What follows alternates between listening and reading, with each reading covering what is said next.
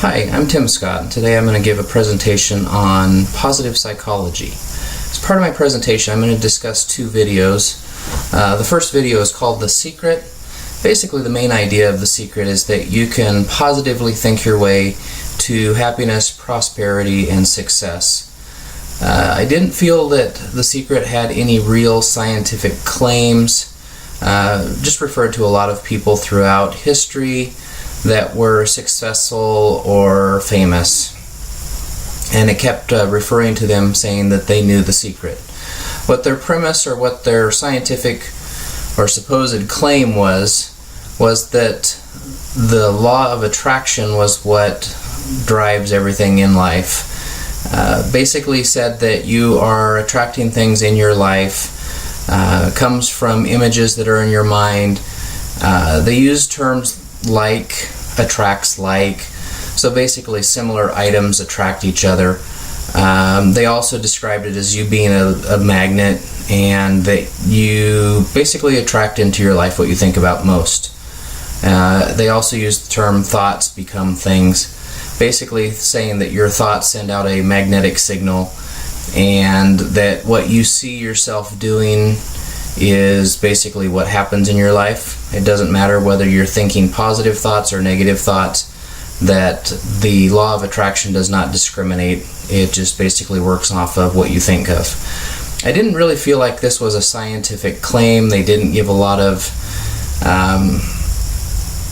any kind of scientific studies or any kind of anything scientific to back up their claim about the law of attraction. They just used it and referred to people that had done this in the past that were either famous or successful. What I felt was another part of this video that made it not quite as believably scientific wise is the presenters that they interviewed in the video were theologians, philosophers, visionaries, authors, writers, and I think they may have had one therapist. The video was filmed with lots of action and hype to appeal to your desires to be successful and prosperous. The video really felt like a sales pitch, like they were trying to get you to buy something, buy a service or a product, and I didn't feel like they really had any directions on the law of attraction or the secret or how to make it work, and they didn't give any supporting, any kind of supporting statements to support or confirm their hypothesis. The second video is called The New Era of Positive Psychology, and it is presented by a man named Martin Seligman. And basically what Martin discusses is how the history of psychology has, in the past 50 plus years, has been largely based on the negative aspects of psychology, which deals with disease and disorders.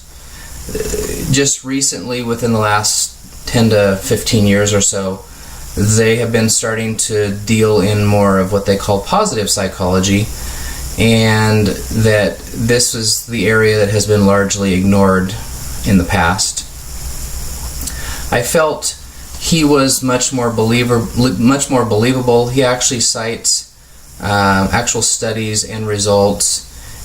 He gives names of professionals that were conducting these studies, and you could actually go and research the studies and results yourself, which I felt made it more scientifically believable.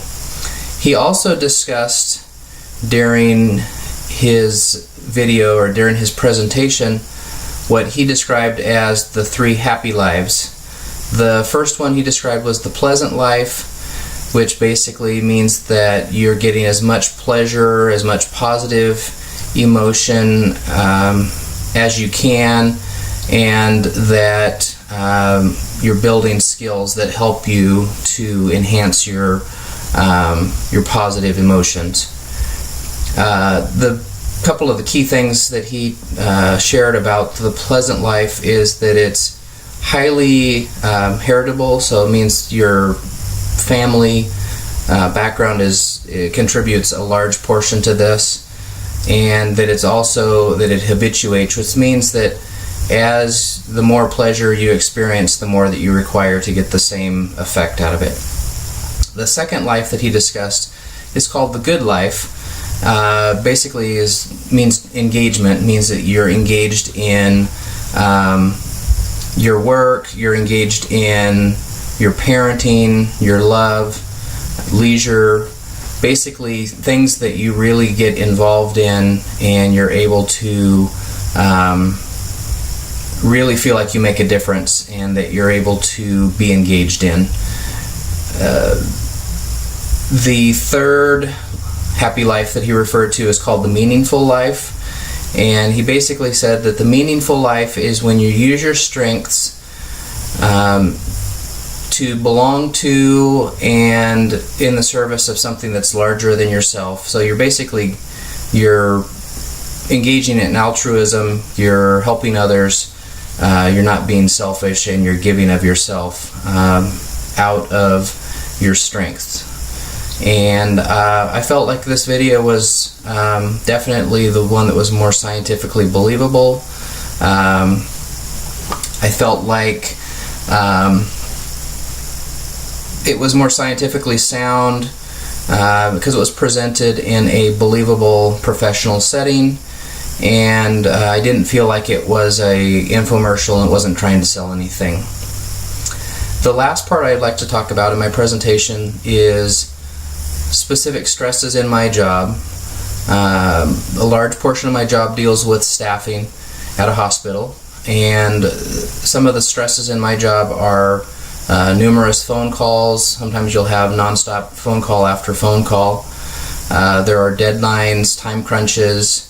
You often have competing priorities, and you occasionally go through constant staff shortages. Several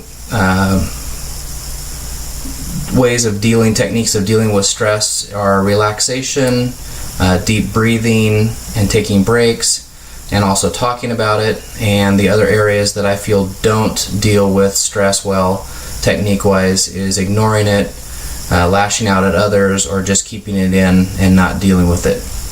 And I hope you've enjoyed my presentation today.